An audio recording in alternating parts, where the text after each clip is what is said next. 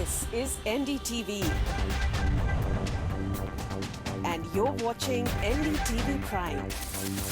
In association with Micromax. Nothing like anything.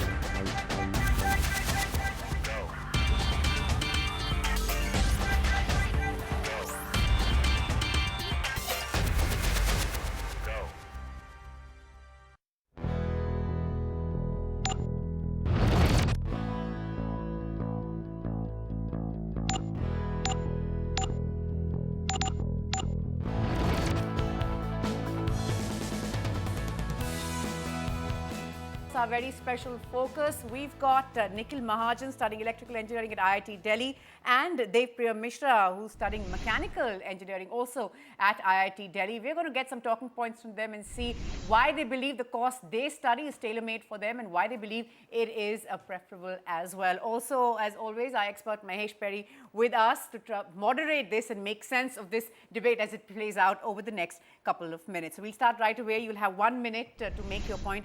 Dev, first with you. Why did you choose mechanical engineering? Your time starts now. When we pass out from schools, you have some interest. So for me, it was mechanics, and I was someone who wanted to work on machines, who wanted to feel object.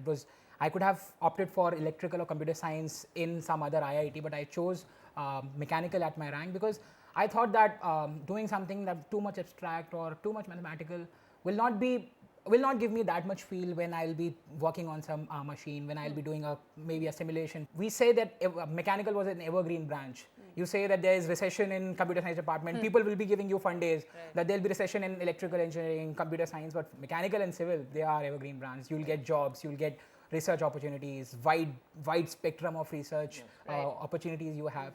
But I'm not sure how true they were, but still, at that point of time, there was one point that you did believe that exactly. Your time's actually up there, so you thought it was slightly more safer, that wouldn't sort of be influenced by all of this, but is reality different? We'll come to that in just a bit. But Nikhil, why electrical engineering for you? Go ahead. So when I was in 11th and 12th, I was really interested in the basic sciences, physics and mathematics, right? So now electrical engineering, so I did not have any exposure in engineering per se, but electrical engineering, as I heard, offered the most flexible curriculum. So I could have exposure in the most diverse set of fields if I went into electrical engineering. And electrical engineering was something which had an excellent mix of physics and mathematics amongst all the branches that I could think of. So I preferred electrical engineering just to get an exposure and decide what's the career choice that I want to make, because I wasn't really sure about what is the field that I really want to go into. Great, thanks very much. But you mentioned that the reality might be different. Nikhil, your next question is, what are the opportunities like now that you've been doing it? Yes. What are the opportunities like, and has it lived up to what you had in mind? So I've been doing this for 3 years now, right? I'm a third year undergrad. I have had exposure in a diverse set of fields, and it is actually true that electrical engineering offers you a lot of exposure. I'll give you an example. Our IIT Delhi's head of department of computer science is an IIT Delhi graduate in electrical engineering. So that is the kind of flexibility that electrical engineering offers. But then I've had this exposure, and I've had exposure in some other fields as well. For example, I would want to go into academics, into policy research preferably, or something like that. So the kind of exposure that I've got is actually more than I expected when I entered IIT, and now I'm going to something which is completely different from engineering. So that way, yes, I would say it has lived up to what I expected IIT to be. Right, that's of course quite fortunate. It's always good to hear someone say that the opportunities are far more than I thought. Dev, has that been your experience as well? Yeah, IIT Delhi especially has a lot to offer you. I mean, as he said, that it's not just what you expect, it's obviously more than. I'm not very sure that the kind of exposure that I wanted in mechanical engineering I've got or not, but surely the kind of exposure, how I have evolved as an individual, how much exposure I have is more than what I've expected. And what I would say is that it depends on a lot that what you aspire to be. And when you are in IIT, you just want to be an engineer.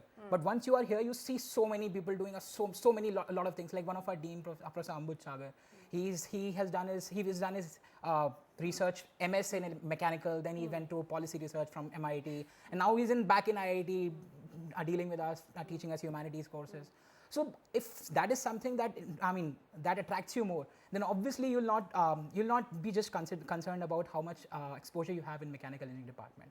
But yes, as I want to be an entrepreneur after say 2, 3, 4 years, then for me what I am looking forward from IIT is that how much network I can build, how well I can develop my skills, communication, how well I can adapt to situation, how Right. how can even how can Your I time's even, up, by the way. Yeah. Okay. Mahesh, makes sense of all that you've heard. It's not really one versus the other here, but just the different kind of opportunities that are available. Which is right. I think the two of them have confined themselves to IIT Delhi. So in a certain sense, I think they were a bit defensive in talking about the course, if I were to say, because very clearly when I heard the two of them, I think that Nikhil is more satisfied than him, and he's not coming out. But I think there is some sense that mechanical engineering that he preferred, he talked about his passion for Doing things using instruments and hands the and stuff, stuff. yes. It's not really relating, resulting in what he ultimately wants to do, because he's now talking about communication skills, presentation, and network, Right. which is not what mechanical engineering is Actually all about. is all about, right. It's something more than that, Right. and this anyway you're going to get if you are into a good peer learning group. So he can choose anything and he'll still have that network. So mechanical engineering is not adding to the whole thing. So. Right. What more would you have liked to see? What are the couple of things, maybe the top 3 things that you believe are needed or could be added or could change the view that Mahesh seems to have of you? So first of all, I'd like to respond to you.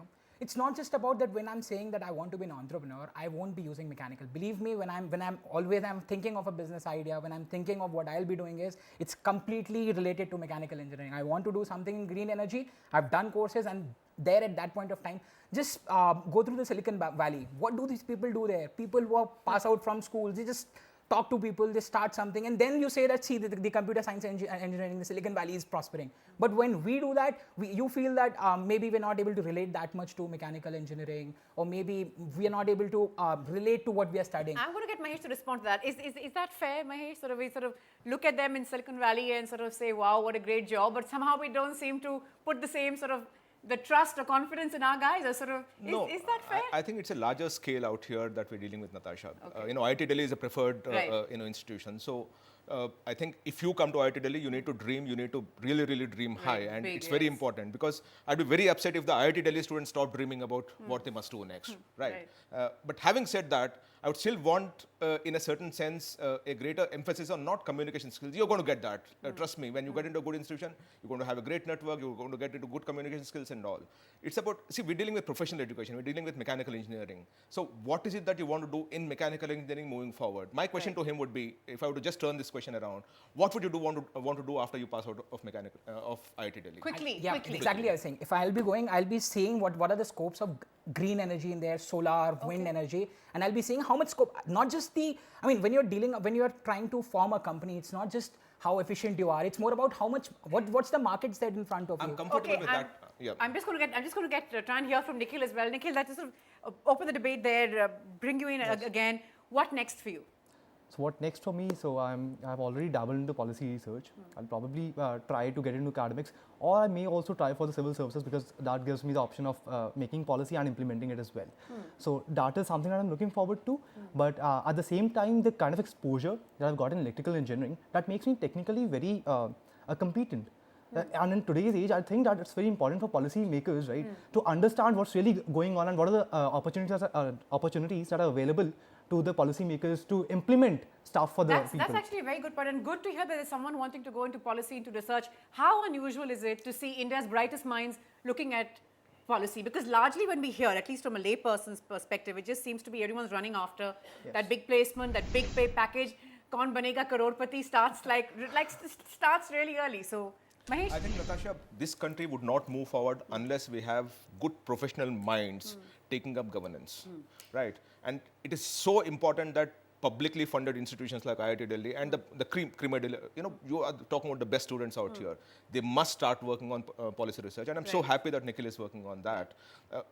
And at any point in time, I'd prefer an IIT Delhi electrical engineering student doing policy research, understanding what are the things that will change, give a new direction to this country, getting into civil services and actually implementing that. But is this sort of restricted to, say, a premier institute I like think so. I think so, the because the IITs? opportunities are, they have so many centers of excellence. I don't know how many centers of excellence that IIT Delhi has, but I think that there'll be 20 plus if I'm not wrong. And There are a lot of them. yeah, so that opens up the world for them, which would not be the case for 99.8% of the institutions in this country. Right. And even though it's research and all, does it sort of fall in line with expectations at home? Yeah. So that was a little bit of a problem. So when I talk at home, I talk about me dabbling into policy research and maybe also civil services. So civil services is a preferred option back home. Yeah, I would imagine. But policy research seems sounds a little problematic. Yeah, but I think research increasingly is becoming more remunerative. And there is a market demand for research. There are a lot of people who are willing to support research. The government of India has tens of thousands of scholarships for research, where you continue to study and you paid a stipend of 15, 20, 25,000 rupees. When you talk about working in the sort of the energy areas that you've focused on, what are sort of like the key things, the key skills that you believe IIT's helped you acquire? How has IIT helped you here? First of all, I have basics are the most important things. The fundamentals should be strong. So I personally feel that the kind of courses that I've done, I was on an exchange to Korea. That was one of the opportunities that IIT provided me. I went there, I saw the scope there. I mean, the kind of huge investment that Korean government is doing in this, especially in wind energy. And then that actually motivated me that when I'm back to India, I can actually focus on my, when in the last year, I'll be doing my BTP, so BTech project. When I'm doing this project, then I will try to focus on just solar energy or wind energy, because I got an exposure through IIT. The second thing was, I have already told you about the courses. The second thing was the kind of people I interact with. That, of course, being very key. Our professors who are doing good research, who are there working with industries, who are working with Suzlon, who are working with some other small startups. And their experience and how you can really Exactly. borrow from them. Mahesh, quickly, before I bring in our debaters here, does one really score over the other? How does a student choose? Is it again preferences? See, it's largely preferences, but even the institutions have their own take on these matters. Like I know for a fact that quite a few institutions in this country, discourage a female candidate to choose a civil or a mechanical engineering because they think that it's strenuous, it doesn't work out for them.